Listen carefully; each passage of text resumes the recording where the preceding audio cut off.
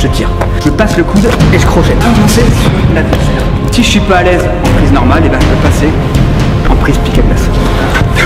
L'amener. Et je coupe. Hop, 1, 2, extension. Et je me décale. Un peu les possibilités que je pourrais avoir.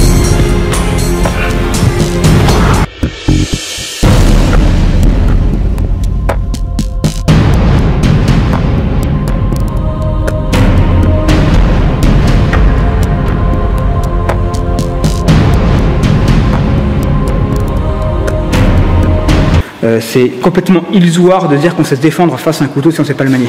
Il faut savoir manier son arme avant de savoir s'en défendre, sinon on est complètement dans les dogmes. Donc ce type de module, comme ce qu'on fait ce soir et qu'on fait depuis quelques cours, c'est uniquement pour comprendre les dangers qui sont associés en complément de l'aspect culturel. Mais sur cet aspect où je montre un peu les dégâts, c'est pour se rendre compte que c'est hyper efficace. Et parfois le carambit, on dit ouais c'est un joujou, c'est pour les clowns, etc. Et bien c'est une boucherie en fait.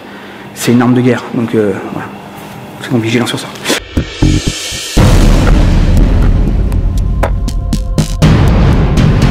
Je prends un couteau conventionnel, là, très bien, je coupe, je slash. Mais quand je suis là, souvent j'ai quand même bien moins d'emprise. Il faudrait vraiment que j'appuie là, mais il faut beaucoup de force. Quand je prends mon carambit, bah là, vous avez l'effet de crochet qui est phénoménal. Là, vous pourrez rentrer, ça fera aussi très très mal. Mais si vous tournez ici en revers, pareil, vous avez un crochet qui est absolument extraordinaire. La zone de tension se fait au niveau du coussin de la paume. Vous allez le sentir quand vous le faites. C'est pas le même endroit qui fait pression, mais quand vous avez votre carambit, ça vient assez naturellement, vous allez agripper la zone. Okay, je vous rappelle le point essentiel, la trajectoire elle doit être nette. D'accord, la trajectoire n'a pas commencé à faire ça, ça ne marchera pas. Maintenant l'erreur c'est de penser qu'on peut faire tous les angles. Vous êtes par ici, c'est très bien. Ici là vous n'avez rien. Ici là vous avez que dalle. L'angle n'est pas bon du tout. Si vous allez là et que vous voulez redescendre, vous allez redescendre directement ici. Ok, je monte, je descends. Je monte, je descends. Plutôt que de faire ça et de redescendre ici, vous n'avez rien, pas dans l'axe, la lame n'est même pas dans l'axe. Ben ici, là, vous pouvez par exemple revenir directement horizontal. D'accord, 1, 2. Et là, c'est très bien. Au niveau de votre accroche, ne soyez pas ici en hyper extension. Ok, là, vous n'avez rien. Puissance, elle est là. Ok, les hanches. On sent tout de suite, hein. Comme ça. Là, vous avez une accroche, même avec un carambit d'entraînement, ça pénètre. Hein. Mais sentez bien qu'à chaque fois, vous avez un crochet qui est exceptionnel. C'est incroyable. Okay, donc là, on peut le faire bien sûr vers le haut. On peut le faire aussi à l'intérieur. Okay, vous avez les genoux, l'artère fémorale, vous avez le tendon. Nous, quand je crochette, l'idée c'est de choper les ligaments derrière. Hein. Derrière, je reviens. Ok, j'arrive par ici, je crochette les ligaments. Il y aura tout ça qui sera intéressant. Le carambit, c'est ça, hein, encore une fois, c'est que je rentre à l'intérieur, je lève les tendons. Donc, même quand je vais monter, c'est ici. D'accord ? On va voir les uppercuts plus tard. Donc pas comme ça. Dès que vous êtes là, on uppercute la main un petit peu sur le côté. Pareil, vous avez, ça remonte, c'est incroyable. Donc ça, c'est important de sentir ce crochetage et les angles où en fait la lame, elle est bien linéaire et donc c'est intéressant. Et ceux dans lesquels c'est impossible. Okay, là, ça sert à rien. Faites pas celui-là. Vous pouvez les redescendre là. Là, ce sera bien. Bon. L'important, c'est la continuité de la frappe. Okay, je ne vais pas m'arrêter là. Non, c'est... Et là, je sens le positionnement biomécanique que je dois avoir. Ok, là, j'ai pas beaucoup de force parce que la résistance est là. Dès que je vais là, donc j'ai beaucoup plus de force. Et si je veux enlever ma lame, ce que je disais tout à l'heure, je vais là, je prends appui et ça part tout seul. Si je vais en revers, là, vous voyez, je suis pas hyper à l'aise. Quand je suis là, le principal, ça joue au niveau de mon épaule. La puissance va venir au niveau de mon épaule. Ok, c'est pas un travail de poignet, c'est pas comme ci, comme ça, là, j'ai rien. C'est que ça part de mon épaule et là je pars. Et là ça part tout seul. D'accord ? Serre à fond. Ça part tout seul. Rappelez-vous, quand je veux crocheter à l'intérieur, prendre les muscles, enfin prendre les couches profondes, paume vers le bas, bon alignement, et j'y vais. Pour avoir la puissance, il faut absolument que mon coude soit derrière le niveau de ma lame. Sinon là, je n'aurai pas de puissance. Ok. Donc je suis là, et c'est là, on voit, on l'avait déjà vu, hein. C'est là où je peux vraiment crocheter. Si je fais le crochetage et j'arrache, l'idéal, c'est d'avoir la paume vers le bas. Ok. Quand je suis là, j'arrache paume vers le bas. Souvent, carambit, on voit souvent des techniques où on dit on coupe les tendons. Et en fait, en contournant, ils sont là et hop, on fait ça, on dit ouais, là on coupe les tendons, tout ça. Ouais, ok, certes dans le principe, mais couper juste le tendon, c'est pas si simple. Rentrer à l'intérieur, arracher, le karambit est fait pour ça. C'est-à-dire, je vais juste couper les tendons, et ben il faut quand même suivre le côté incurvé de la lame, et c'est pas forcément si simple. Et c'est beaucoup plus simple, pour le coup, avec une lame droite. Avec une lame droite, globalement, ça coupe tout seul. Ok. Si je fais la même technique avec mon karambit, ben, je l'ai pas là. Ok, je l'ai pas. Donc, par contre, effectivement, je vais pouvoir rentrer. On a vu la dernière fois, on va pouvoir rentrer et là, ça va couper. Mais on va couper beaucoup plus large. Ce qui sera nécessaire, c'est de suivre la courbe. C'est-à-dire, c'est de faire ça. Donc, c'est bien de quand on fait les techniques au niveau des coudes, c'est de suivre l'incurvation. C'est vraiment de faire, hop, de faire ça. Il faut réussir à rentrer à l'intérieur pour ensuite couper. Et là, c'est passé. Le côté incurvé du karambit fait que les dégâts seront beaucoup plus profonds, on va vraiment rentrer à l'intérieur, on va extraire les ligaments, on extrait la chair, mais la coupe sèche d'un tendon est plus compliquée. En fait, on va couper par en dessous, mais couper par au-dessus, c'est pas forcément aussi basique que ce qu'on voudrait nous faire croire. Okay, si je fais ça, et ben là je l'ai pas. Bon, par contre, les mecs, vous y avez quand même bousillé profond, hein, mais parce qu'après là vous allez remonter et là ça coupe. Faire ça, c'est-à-dire que pour avoir le même effet de coupe qu'une lame droite, si je veux avoir cet effet-là, et bien ça implique du coup de faire ça, hop, ok, ou bien ici, hop, hop, et après on va passer à l'intérieur, on va enchaîner. Beaucoup disent que le karambit c'est uniquement fait pour arracher, et c'est vrai que c'est l'idéal, c'est de rentrer à l'intérieur, donc je rentre dans les tissus profonds et j'arrache. Et beaucoup disent que y aller en mode poignardage piqué, ça ne marche pas. Et ça c'est un énorme mythe, ça marche super bien, ça rentre, pas autant qu'une lame droite, mais ça rentre extrêmement bien. Il y a un point de vigilance à avoir, c'est la biomécanique, c'est comment je positionne mon corps par rapport à la lame. En revanche, certains vous diront qu'il faut vraiment avoir la lame dans un angle très précis. Pipeau. On va faire l'expérimentation sur la mousse. Vous allez voir que peu importe l'angle de la lame, ça va rentrer parfaitement bien. Si je veux frapper en mode linéaire, donc comme un uppercut ou bien comme un crochet, eh ben, il faut que ma lame, là c'est vers le bas en l'occurrence, mais mon poing il est vertical ou bien il va rentrer ici, la paume vers le haut. Bam. Ok. Extension de l'épaule. Et là ça rentre. Mais que votre lame soit comme ça ou comme ça marchera très bien. Par contre, effectivement, quand vous êtes là, le risque c'est que vous n'avez pas frappé avec votre lame, c'est que vous avez frappé avec votre poing ou votre anneau. Ça rentre tout seul. Ok. Donc ça rentre parfaitement bien. Donc je vais prendre comme ça. Ok, ça marche tout seul. Quand j'ai frappé dans cette zone-là, pareil, ça va rentrer. Pourtant ma lame n'est pas complètement dans l'axe. Ça rentre, oui, complètement. Largement suffisant.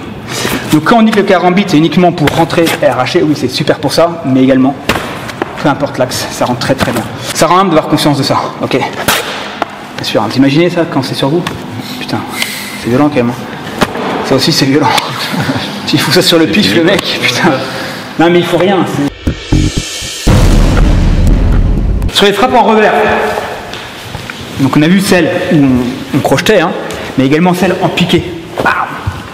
Donc un bon moyen de le faire, pour comprendre le principe, c'est que je passe bien mon épaule. Il faut que là, mon épaule, elle passe devant l'autre. Et là maintenant, je peux y aller. Ok, hop. Donc même si je suis cette jambe-là avant, je passe, ok. Et quand l'épaule qui a la lame est devant l'autre, c'est l'indication que je pourrais bien rentrer en pénétration en direct à l'intérieur. Ok, donc vous pourrez rentrer bien sûr au niveau du cou, au niveau du torse, ok, au niveau de l'artère fémorale, il y a tous les niveaux qu'on peut faire après, hein. Il y a une grande variété au niveau des yeux, hein. Bam, bam, bam. Allez, par ici, je l'ai crocheté et maintenant j'y vais. Allez, je crochette, épaule passe devant l'autre et j'y vais.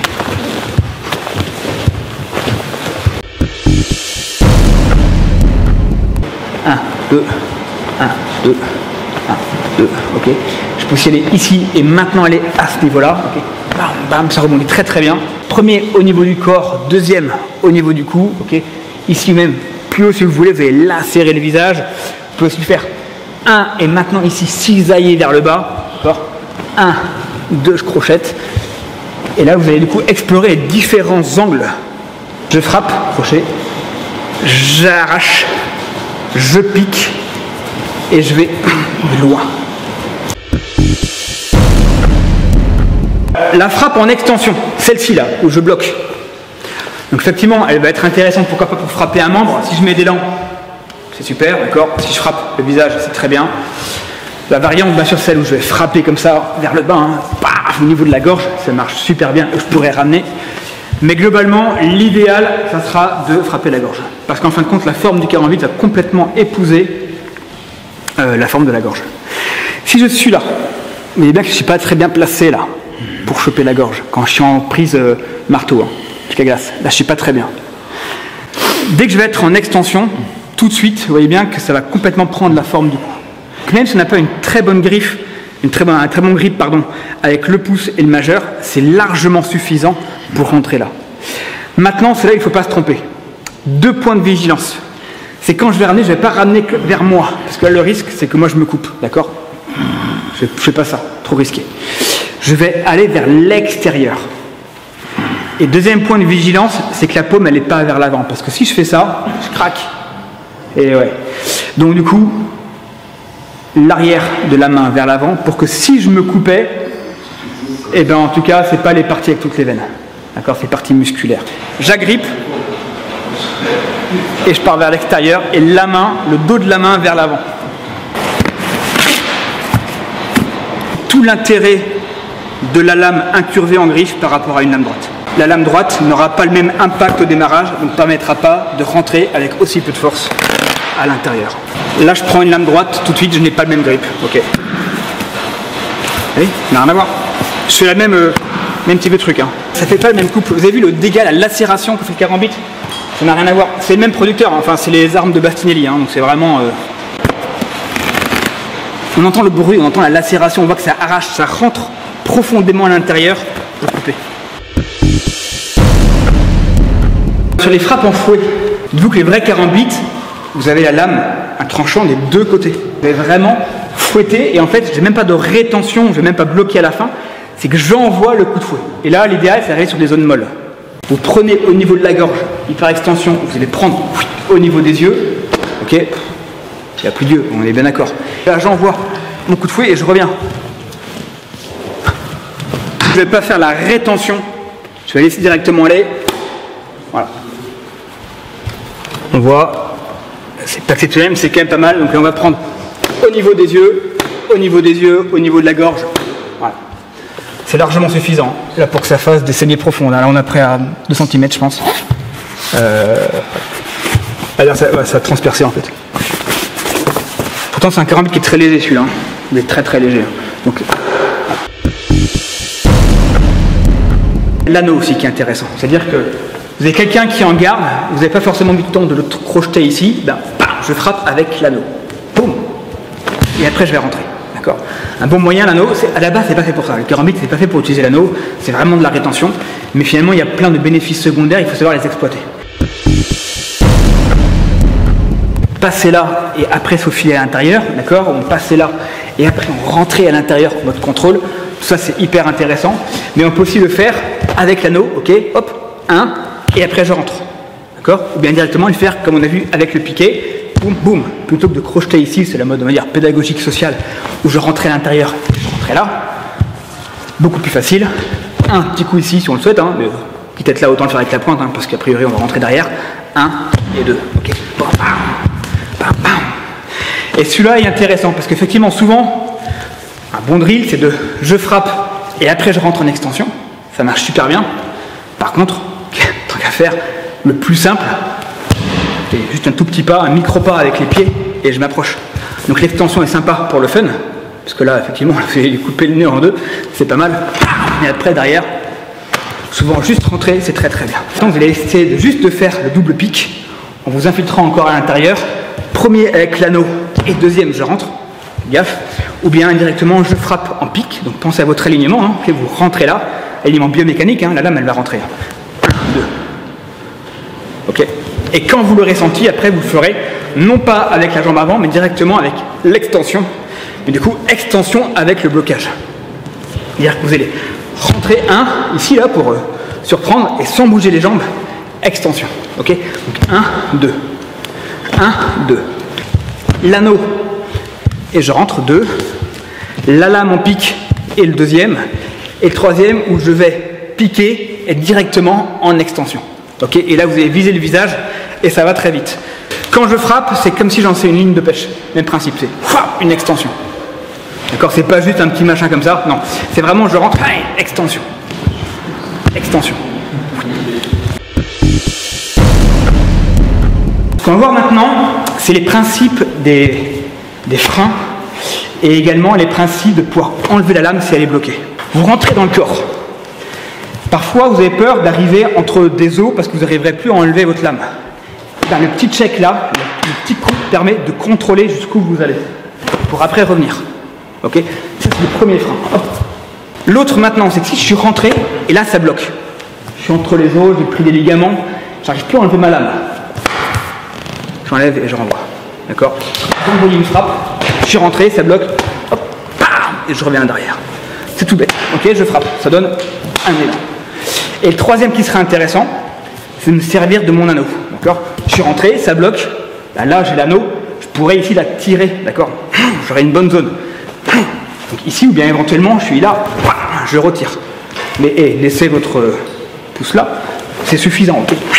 Je tire. Il y en a deux autres qui sont intéressants, c'est-à-dire que je rentre à l'intérieur et là, je vais avancer mon coude pour faire un levier. D'accord? C'est que je rentre, je sens que ça bloque, je suis sur un tendon, un ligament ou autre, je passe le coude et je crochette. Et le fait de passer le coude, ça va donner davantage d'effet de levier pour appuyer là et pour sortir.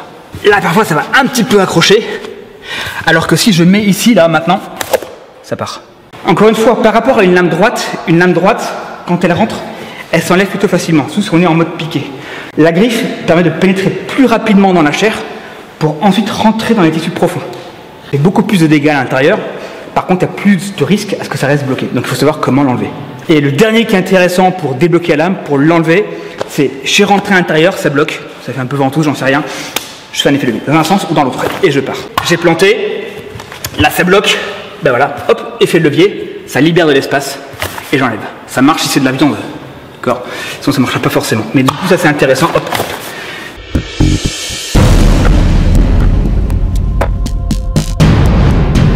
Comment prendre l'élan sans être trop voyant? Et bien un bon truc c'est de faire un petit jab, ok, pique aux yeux, ou bien s'il est en garde, d'ouvrir. Et comme ça là je peux ouvrir et là je peux passer. Okay, et là je vais pouvoir couper. Je me suis mis en prise orthodoxe. Okay, donc je vais être là, j'ouvre et je rentre. Okay. Et quand je suis là, bien sûr ça va me permettre de créer la distance. Encore une fois, je suis pas en hyper extension de l'épaule, je vais en position stable, donc il faut que je frappe à ce niveau-là. Donc cette technique permet bien sûr d'armer pour derrière prendre de la puissance avec un overhand. Ça permet d'avoir de la puissance et en même temps éventuellement de changer la lame pour ensuite aller sur d'autres types de prises. Avant mon low kick, je dissimule derrière ma lame, low kick et je rentre. Je fais un principe pour avancer sur l'adversaire. Et je coupe. Je passe en prise orthodoxe, en prise pique à glace. Voilà. Vous faites un levier, un appui sur une zone où il n'y a pas d'artère, donc sur la zone musculaire. Vous ne cisaillez pas, hein, juste je suis là, hop. Je vous dis pas qu'en combat c'est idéal, hein, en tout cas on prend un risque, on enlève son grip, on est en motricité fine, mais c'est toujours intéressant de se dire je peux ouvrir mes possibilités en combat, me donne plus d'options, parce que si je suis pas à l'aise en prise normale, et ben je peux passer en prise pique à glace, okay, et vice versa. Donc là on peut le faire partout, encore une fois, dans toutes les zones, mais on évite les zones avec les artères, donc on va principalement à l'extérieur. Voilà. Je change mes prises. Okay, et après, bien sûr, je pourrais continuer à faire aussi mes extensions. L'extension est un excellent moyen d'éviter de changer. Okay. Quand je suis ici, ok, très bien, c'est bon, on a un petit peu de temps, je prends des risques. Globalement, si vous êtes en pique à glace, l'extension est une bonne alternative. D'accord, je reprends de la longe. Okay. Bah, une bonne extension, je bloque et je coupe. Souvent, on pense que si on est en couteau avant et jambes avant, c'est là où on a un maximum d'allonge. Et en fait, il faut avoir à l'esprit que quand je suis en pied arrière et main arrière, et bien souvent j'ai une meilleure allonge. Et ça, c'est un petit peu contre-intuitif. En fait, c'est juste une histoire de contrebalance du corps.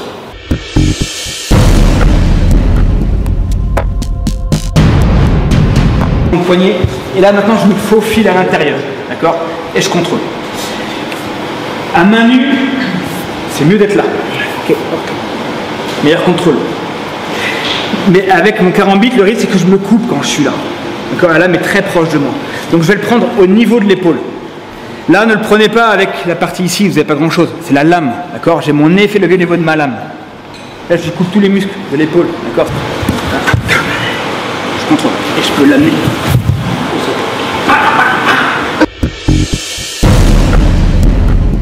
Crocheter ici, et là j'arrive à ce niveau-là, et là maintenant je crochette. Je peux aussi directement arriver ici et la descendre.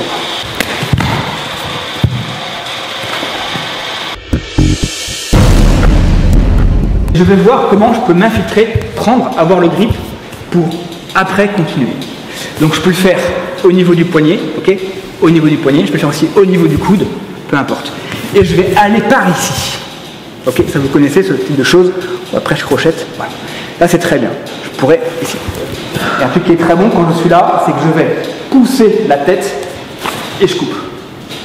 Hein, ici. Plusieurs zones. Ok. Hein, j'agrippe, je coupe. Tourne encore une fois le crochet qui est là. Je prends. Ça peut être là au niveau de la cuisse. Ok, c'est pareil. Hein. Et ça peut être également vers le haut. Je me faufile à ce niveau-là. À l'intérieur, je tourne ma lame, je contrôle la tête et je coupe. 1, 2, 1, 2,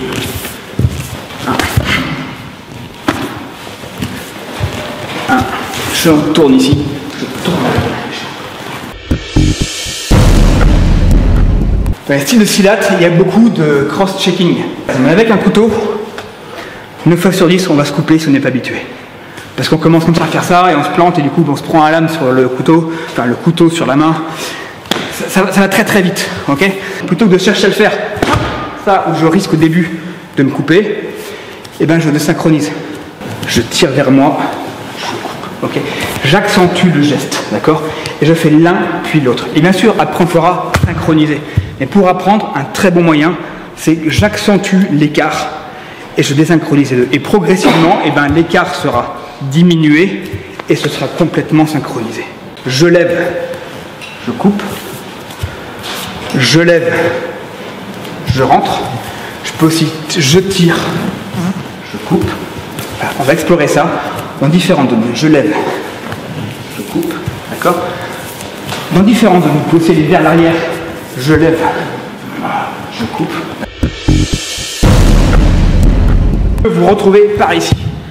Plusieurs possibilités pour choper la tête. 1. Vous de refaire ça, vous pivotez. Deuxième. Ok, c'est vraiment une extension. Là, on voit vraiment les formes traditionnelles. Tous les lankas, les jorus et tout ça, on est ça. Ça correspond à ces gestes-là. Et on dit c'est de la danse. Non.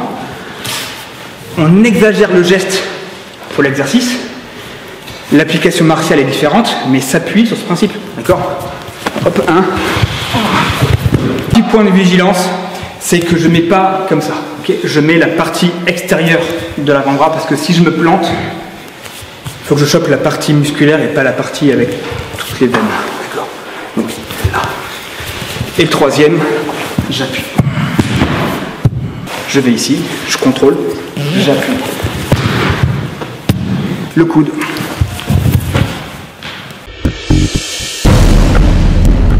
Pour générer la puissance, on a vu les principes de la biomécanique, de bon alignement du poignet, aussi comment je mets mon épaule, ce qui est important, être dans bon axe, comment, dans quel sens je mets ma lame, tout ça c'est hyper important. Le dernier point qui sera important, ce sera au niveau de mes positions de jambes.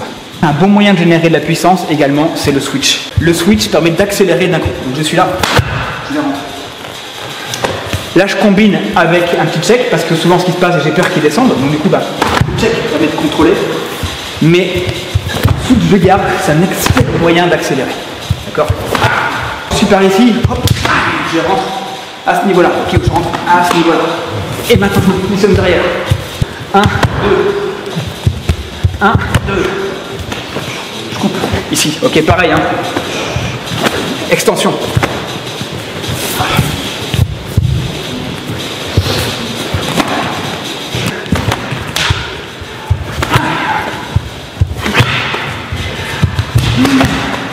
Donc là, je suis en pique. Je peux aussi crocheter, d'accord? Je peux aussi rentrer ici. Hein. Et là, bien sûr, maintenant, j'ai de nouveaux angles. Mon extension, là, c'est un peu bloqué, je ne suis pas très bien. Ici. Donc pas forcément idéal parce qu'il va y avoir une bonne distance, mais c'est quand même intéressant. Le mieux, également, quand je serai là, ce serait de ramener. Du coup, comment je profite de... Je suis rentré ici, et maintenant, je fais mon petit demi-cercle pour me repositionner. Ok, je suis là, hop, hyper extension, je coupe les parties. Ici, là, je prends les reins. Ah, on coupe. Mon switch, et je me décale. Et là, on fait gaffe, ok, il ne faut jamais se couper soi-même. Donc, le bouclier, c'est lui, en fait. Hein. Là, j'ai un contrôle, d'accord. Là, hyper extension, je pourrais aller. Je peux aussi aller ici. Alors, on a vu la dernière fois que peu importe quand je suis là, ça rentre aussi. Ok. Je suis mon premier, je me positionne et là, je continue. D'accord, je tourne. Et vraiment en explorant à 360 degrés un peu les possibilités que je pourrais avoir. C'est des clés qu'on fait à main nue. Hein.